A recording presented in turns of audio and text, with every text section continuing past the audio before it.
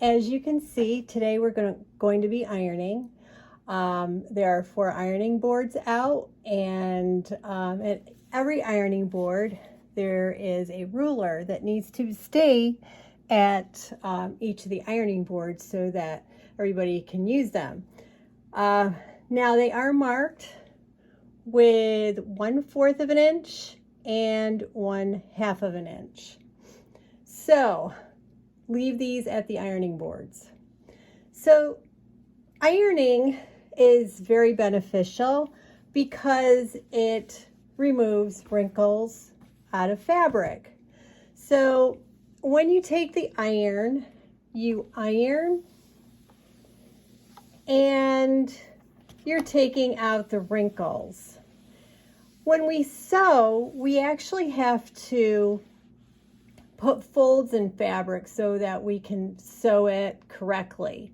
And if it's ironed, that makes it easier to sew. Now, when you're done ironing, please do not leave the iron down on the ironing board itself. Otherwise, it will start to smell. When you're done ironing, you can set it up on its heel for a brief second, but on my ironing boards, I have those metal plates on the right side, which is a great feature because this way, if I left the iron like this, if it got bumped, it would definitely fall on the floor and break. And then that would be one less iron that you would have to use in class. So you need to be careful when you're not using the iron. You're going to set it down on that metal plate on the right side.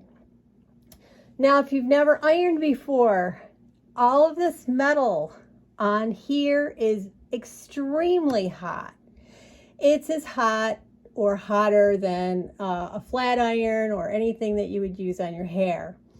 So it's very, very hot.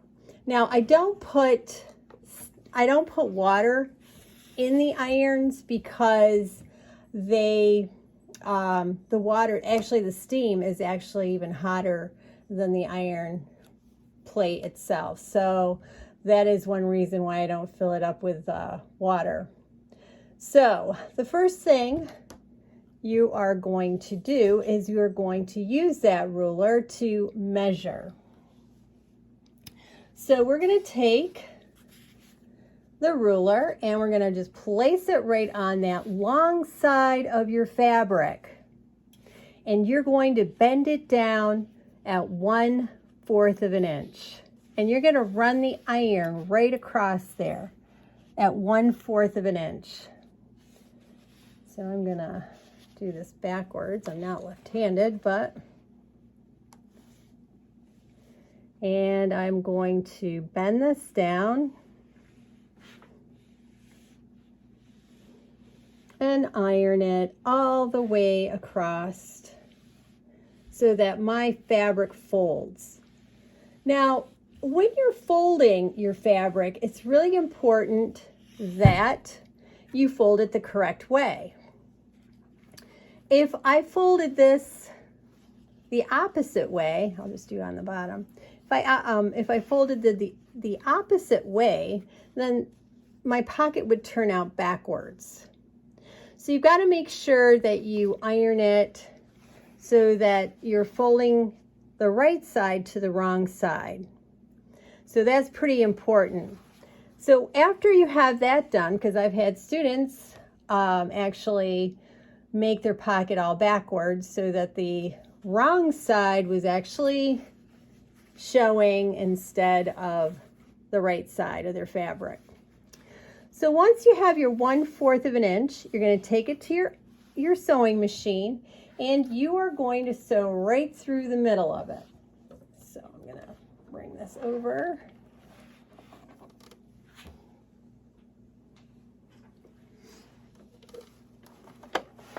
And like I said, you're going to sew right through the middle of the fabric. Don't forget to, you're going to go forward 3, 1, 2, 3, reverse 1, 2, 3, and then sew right through the middle of it. Take your time.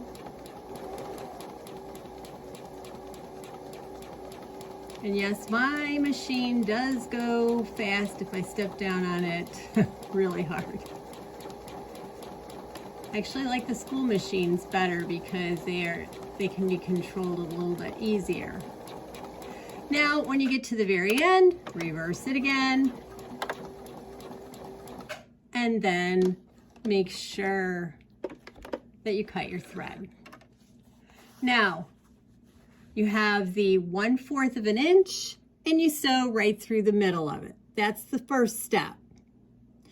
Then you're going to go back to the iron and you're going to fold it 1/2 of an inch.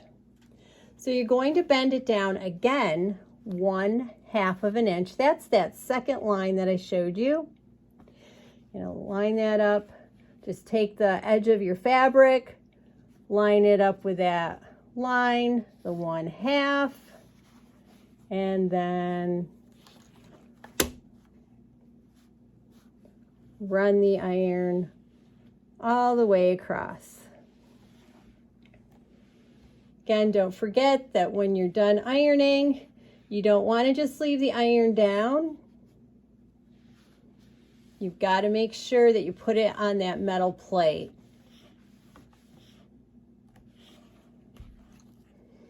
And while we're at it, we might as well iron the bottom 1/2 of an inch as well. And I'll explain in a minute why. Since you're at the iron, you might as well just get it done.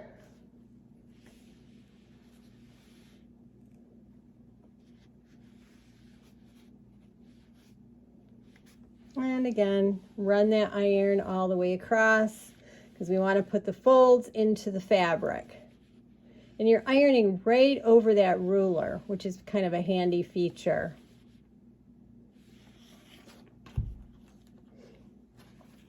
So now we're going to go back to the sewing machine. And this is where you were practicing the 1/4 of an inch. We want to line it up. We're going to take our fabric, the fabric, the side that has the 1/4 and the 1/2 of an inch. We're going to take it, and I like to sew it on the right side of the fabric, so I will line it up, the edge that has the 2 folds, line it up with the edge of your presser foot, and use the edge of your presser foot to follow when you're sewing. Don't forget to reverse, and you're going to go forward.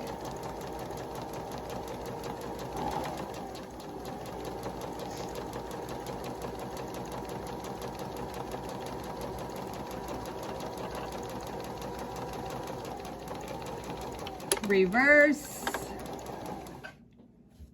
Make sure your needle is up, lift, and then cut your threads.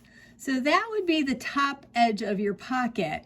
The bottom edge will just stay folded. You do not sew the bottom edge. I repeat, you do not sew the bottom edge. Eventually, your real pockets will be sewn onto the body of the locker organizer.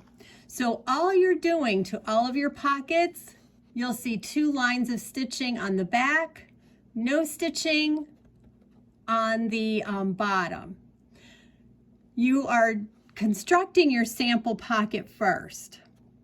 So once you have your sample pocket done, you need to take it and get it checked in your design folder. Now, I want to point out, when you do move on to your real pockets, you've got to make sure that if you have a fabric that has a one-way direction like this, remember again, you don't want to bend it toward the right side, otherwise this will end up being the right side of your, or the outside of your fabric. And you don't want to do the 2 rows of stitching on this end, because otherwise your pocket will end up being upside down.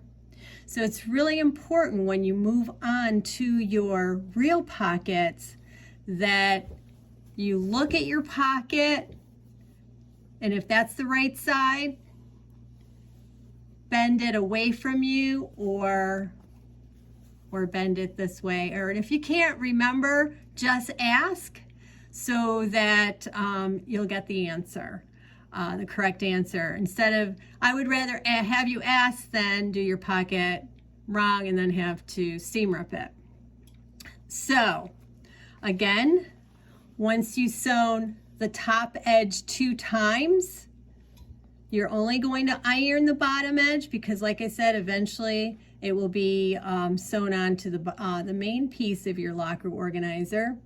Have it, take it up, get it checked so that your pocket is correct. And if you have to redo it because you didn't do it correctly, then so be it.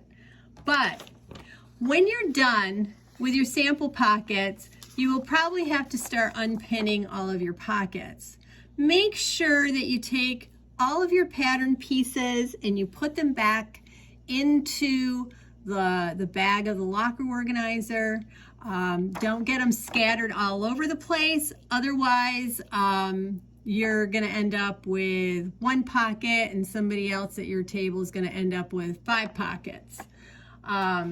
So make sure you put everything, all your pockets in the bag. If you're done with all your pattern pieces, put them all in the bag.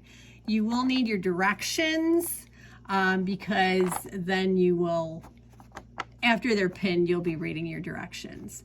So, happy sewing. Enjoy making your sample pocket.